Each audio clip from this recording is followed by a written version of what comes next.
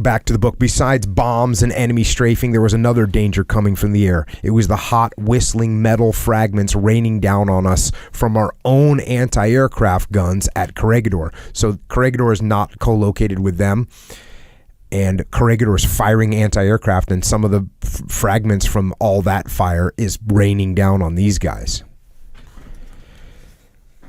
It wasn't long before our food supply was practically gone, and we had to scrounge around to find something to eat. We eventually ate all of our horses that belonged to the cavalry and the mules that were used to pull their cannons. So they ran out of food very quickly.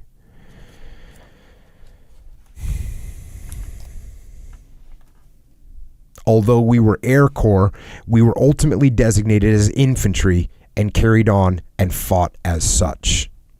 When the front lines were active, we could always hear the roar of cannons being fired and the noise of the resulting explosions. Many a night I fell asleep listening to this noise, and especially during the last few weeks and days of our struggle, with this noise getting closer and closer as the front lines fell back. I never in my wildest dreams felt that we would be defeated.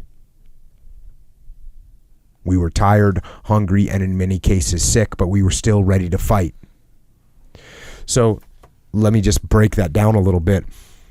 There's infantry soldiers up that are closer to the enemy that are fighting, and they can hear that fighting taking place, and they're back by, in their airfield area trying to, well, they're holding security, but they're basically around an airfield, and the infantry soldiers from the army are further away to the front, and they can hear day after day that front line is getting closer and closer and closer to where they are, because the Japanese are pushing them back and back and back.